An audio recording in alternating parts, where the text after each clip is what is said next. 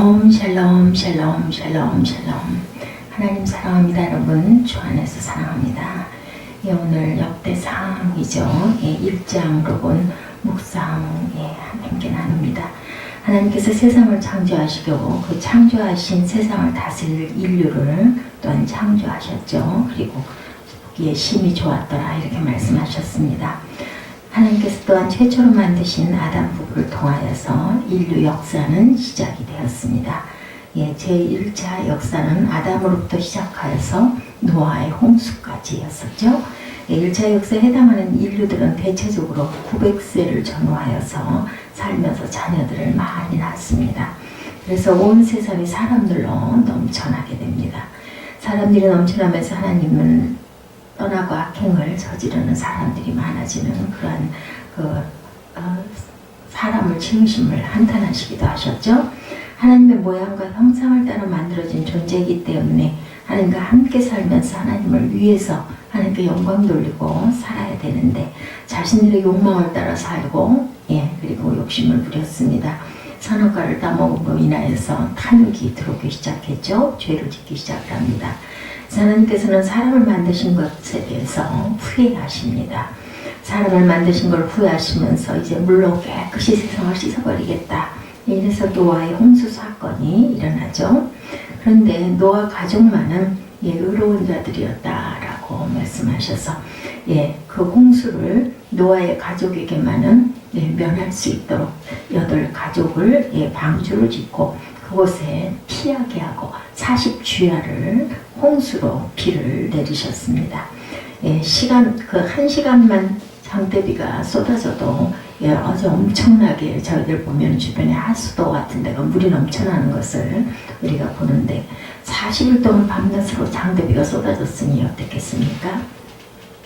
온 세상은 3시간의 물바다가 됩니다.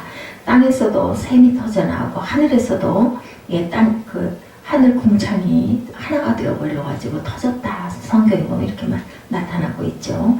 노아의 방주에 들어간 사람들과 짐승들만 살고 다른 모든 것은 물로 인하여서 죽습니다. 제2차 인류의 역사는 홍수 심판 이후에 노아의 아들들로부터 시작이 됩니다. 노아의 가족은 아내와 셈과 함과 야벳의 세 아들과 그리고 세 며느리 이렇게 8명이 남았죠. 노아는 홍수 심판 이후에 350년을 더 살다가 950세에 죽었습니다. 이제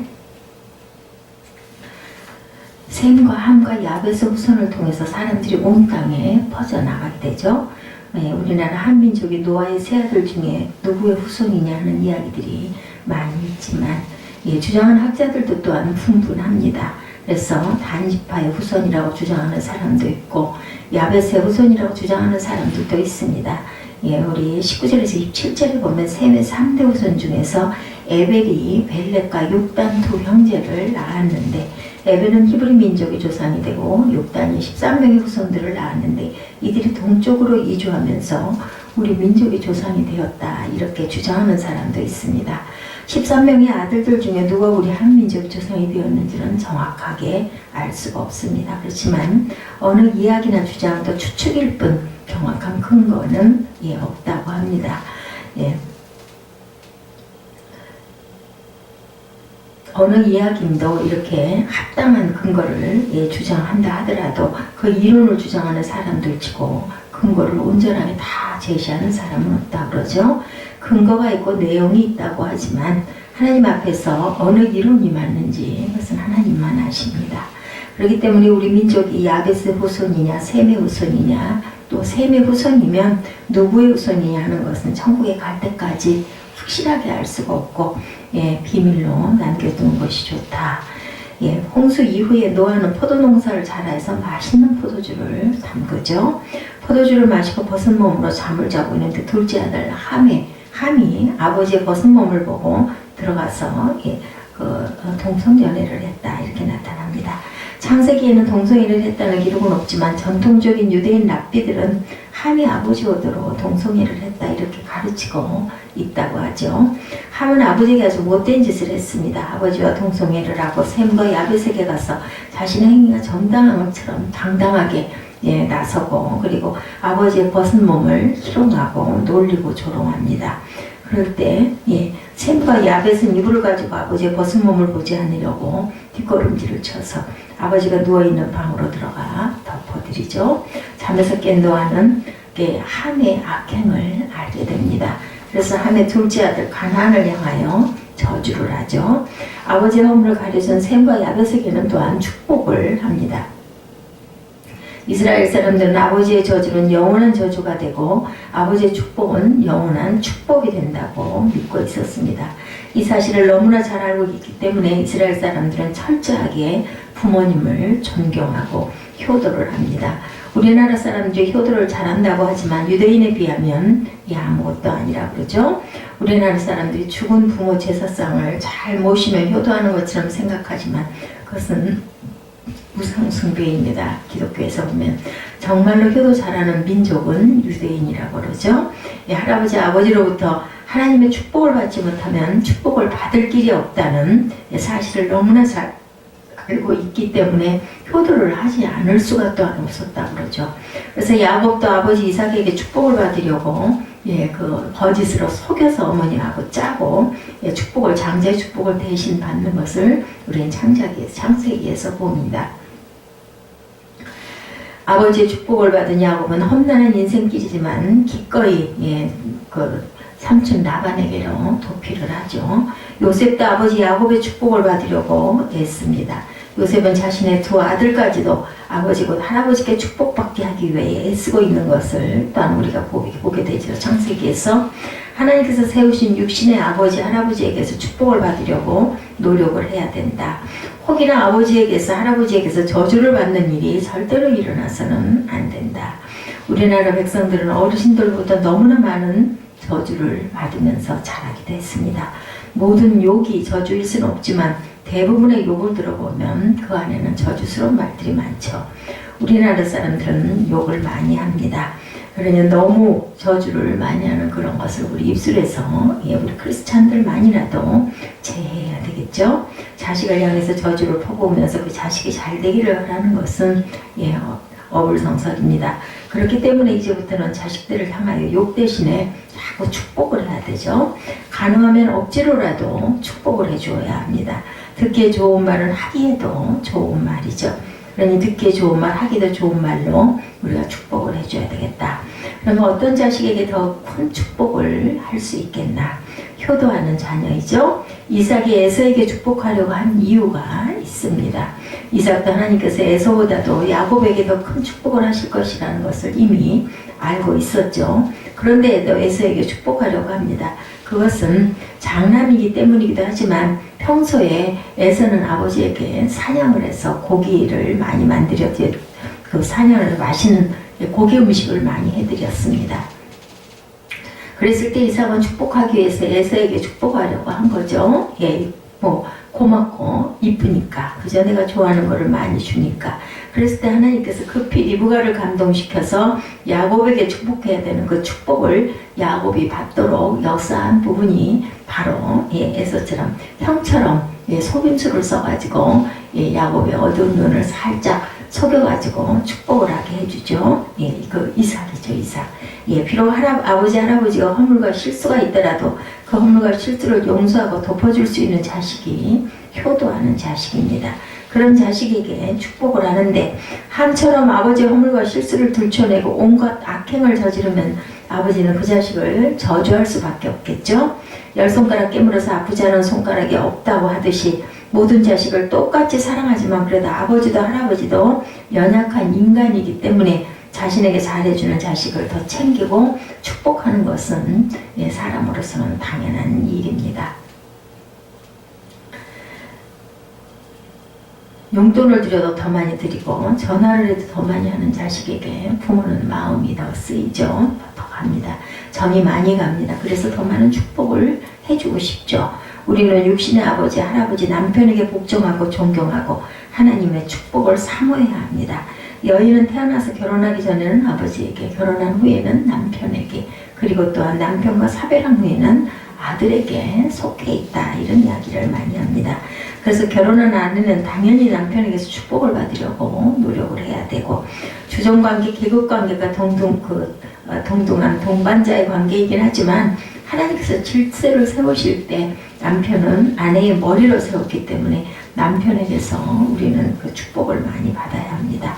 남편에서 축복을 받는 아내가 아내로서 건강하고 행복한 삶을 사는 여인이 되죠. 또한 영적인 아버지가 있습니다.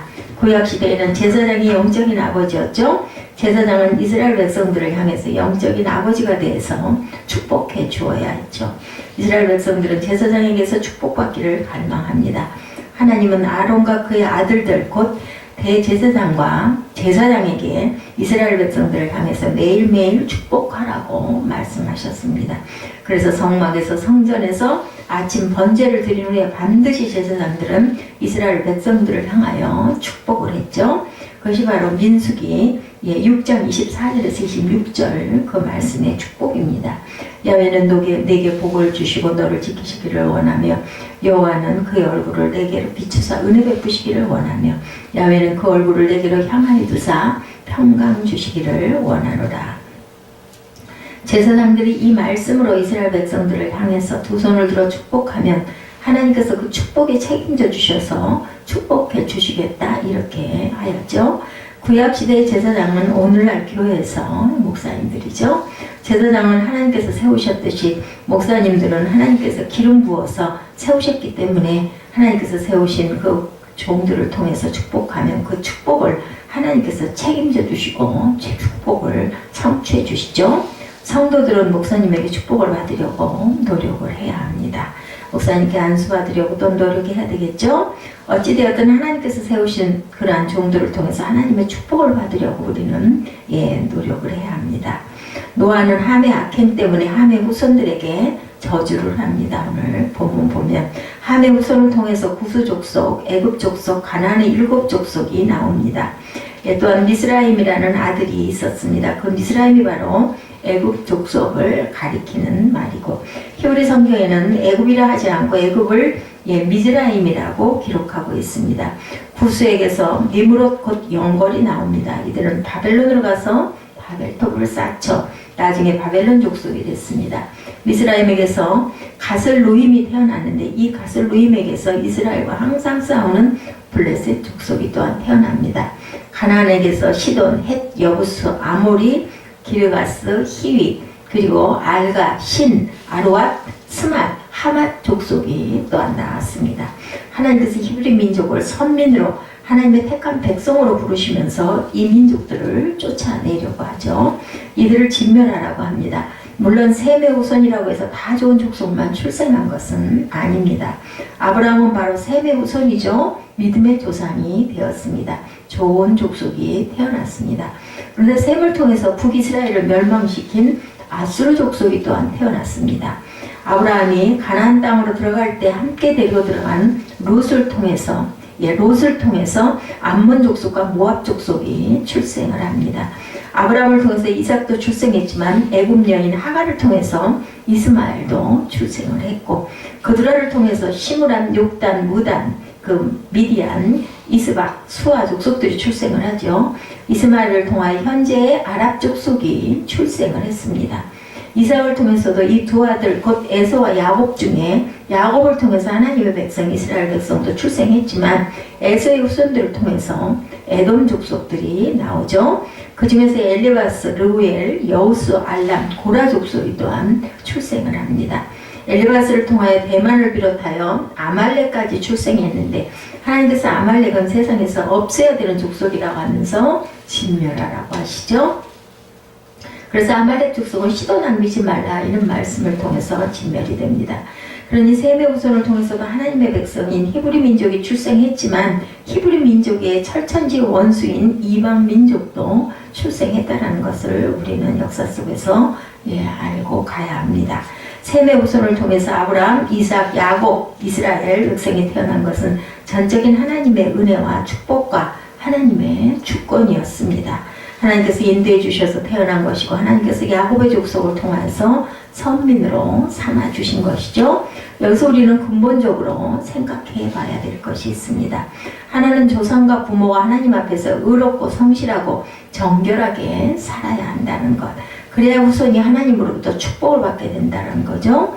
출애굽기 20장 5, 6절에 보면 나 내 하나님 야훼는 질투하는 하나님인즉 나를 미워하는 자의 죄를 갚되 아버지로부터 아들에게로 3, 4대까지 이르게 하거니와 나를 사랑하고 내 계명을 지키는 자에게는 천대까지 은혜를 베푸느니라. 이렇게 말씀하고 계시죠. 우리가 오직 하나님을 사랑하며 믿음으로 살면 하나님께서 자자손손에 천대까지 은혜와 축복으로 베풀어 주신다. 이렇게 약속을 하셨습니다. 그런가 하면 하나님을 미워하고 세상의 온갖 것들을 사랑하고 섬기면 그 죄에 대한 대가를 받게 하겠다고 하셨죠. 그러므로 우리들이 믿음으로 잘 살아야 우리 자녀들, 후손들까지 하나님의 복을 받을 수가 있다. 예, 간혹 신앙의 몇 대가 된다고 하는 신앙의 가문들을 보면 하나님께서 그 후손들에게 복을 주시는 모습을 많이 보게 됩니다. 신앙의 조상들이 없는 가문에서는 신앙의 토대를 세워가기 위해서 무척 힘든 십자가를 지고 가야 됩니다. 신앙의 가문들도 십자가를 져야 되지만 그 십자가를 가볍게 질 수 있는가 하면 신앙의 가문이 아닌 경우에는 십자가를 지고 가기에 너무 벅차고 힘이 듭니다. 그렇기 때문에 우리들의 믿음으로 살아야 되겠죠. 그래서 우리의 후손들이 하나님으로부터 하나님의 신령한 복과 세상에서 누릴 수 있는 복을 받아 누리게 됩니다. 또 하나는 축복받는 신앙의 가문에서도 간혹 저주받는 자식들이 또한 태어날 수가 있다라는 거죠. 셈의 후손들 중에 암몬, 모압, 에돔, 아랍, 아말렉 같은 하나님께서 진노하시는 족속이 태어났다라는 것. 곧 간혹 신앙의 족속에서 신앙의 가문에서 이렇게 불의한 자식도 태어날 수가 있는데 엘리 제사장에게서 악한 자식들이 태어나서 하나님의 진노를 받아야 되었죠. 사무엘 선지자에게서 악한 아들들이 또한 태어납니다. 다윗에게서 악한 아들들이 또한 태어났습니다. 훌륭한 신앙의 그 목사, 장로, 권사, 집사들의 가정에서도 세상에서 둘도 없는 페류나 같은 자식들도 태어날 수가 있습니다. 몇 년 전에 아버지를 사대한 어느 대학의 그 교수, 아버지도 안수 집사였다고 그러죠. 미국 조지아주 그 대학의 조승희라는 학생이 총격으로 많은 학생이 죽었는데 조승희 학생의 부모도 예수님을 믿는 가정이라고도 합니다. 예수를 잘 믿는다는 가정에서 자녀들이 탈선하고 사회 폐륜화로 넘어가는 경우도 많이 있습니다. 그렇기 때문에 사람은 하나님 앞에서 교만하거나 우쭐거릴 수 있는 사람은 아무도 없고 항상 겸손하게 하나님의 긍휼과 자비를 구하면서 오직 하나님을 바라보고 살아야 되겠다. 하나님의 인도하심, 하나님의 역사하심, 하나님의 축복하심을 따라 살아가는 저와 여러분들이 되셔야겠습니다. 하나님의 은혜가 아니고는 되어지는 일이 아무것도 없습니다. 하나님의 강권적인 주권이 아니고 되어지는 것처럼 보일 수 있지만 곧 허물어지고 만다라는 것. 하나님께서는 가정도 일터도 직장도 자녀들도 지켜주시고 은혜를 주셔야 되죠. 그래야 살 수 있고 그런 은혜로 사는 믿음의 식구들이 우리가 되어야 되겠습니다. 오늘은 역대상 1장으로 본 거기서 나온 자녀들에 대한 것을 그리고 창세기 초기에 하나님께서 홍수로 심판하신 그러한 첫 번째 세상 그리고 다시 노아의 그 후손들로 인해서 자녀들이 퍼져나가는 그런 이야기, 이 계보에 대해서 한번 쭉 살펴봤습니다. 오늘도 하나님의 은총 속에 오늘 하루가 평강과 사랑과 은총이 넘치는 귀한 하루, 2019년 1월입니다. 그러한 예배, 그런 하루가 되시기를 주님의 이름으로 축복합니다. 기도하십니다.